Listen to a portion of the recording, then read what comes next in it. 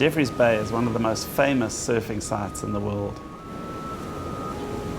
It owes its unique wave to a combination of swell, wind and reef.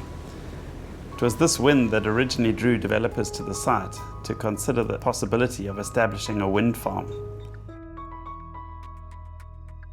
Now that we're operating, a percentage of our revenues will be invested in the local community. In particular, we will focus on improving maths and science education. Early in the development process, we identified a local surf school that gives surfing opportunities to children from disadvantaged backgrounds. Early in 2013, we sent the boys on a national tour to compete against the country's best. The results were remarkable. My name is Wagner. I'm 12 years old. I'm the South African champion under 13 boys.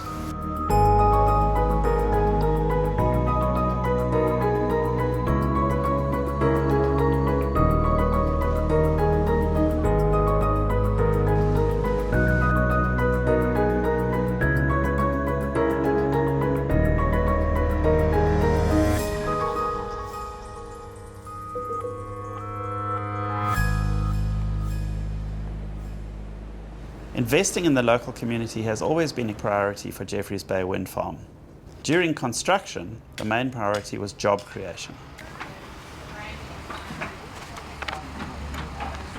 As the mayor, what was important for us was the fact that work has been created. During peak production, there's 602 people who are working here, and that is about 45% from the local community. A lot of our people were unemployed around here. If you look how many bread has been put on the table, then it's over 1,000 mouths which has been filled. The second thing was the training and the skills being developed. These workers will be able to go and market themselves again to another wind farm where they can say, this is what we have been trained in, skills which have been developed at the Jeffreys Bay Wind Farm. So the Jeffreys Bay Wind Farm is monitored by a SCADA system on a 24-hour basis. And the SCADA system essentially provides some detailed information around weather data as well as turbine data. And the SCADA system provides the ability to determine the exact locations of turbines which may need attention.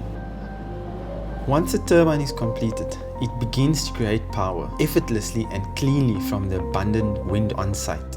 But just how exactly does it do this?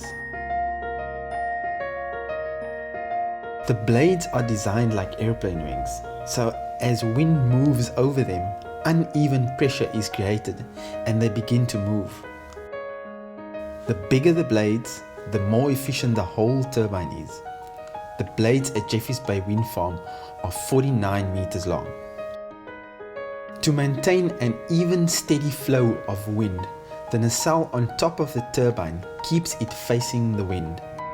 The blades are attached to the rotor hub that turns the shaft inside of the nacelle. Inside the nacelle, gears increase the rotation speed. The generator then converts rotational energy to electrical energy. The electricity is then transformed to be ready to be fed into the high voltage overhead lines that power the country.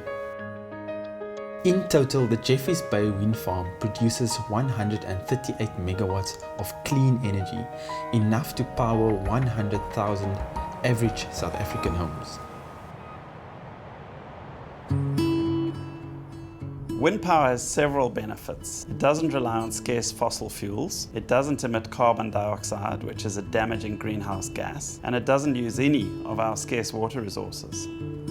Historically, the main disadvantage of renewables has been the high cost, but this has changed. Wind power is now the cheapest option for South Africa. There's a big shift globally going on, with about 20% of the world's electricity now coming from renewable sources. This project has been a great success thanks to the partnerships that brought it together. Mainstream originally developed the project and successfully bid it, along with investors Globalec, Old Mutual, Tebe, Enzani, Usizo and the Community Trust.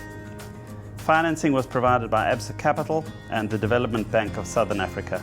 Siemens provided world-class technology in the form of the turbines. Murray & Roberts and Conco built the balance of plant. Various government agencies contributed, providing the permissions that enabled the plant to go ahead. Local stakeholders contributed, and I particularly would like to pay tribute to the workers who built the plant, brought it in on budget, on time, and without a single lost time injury in the course of construction. Thanks to everyone who contributed to make this such a great success.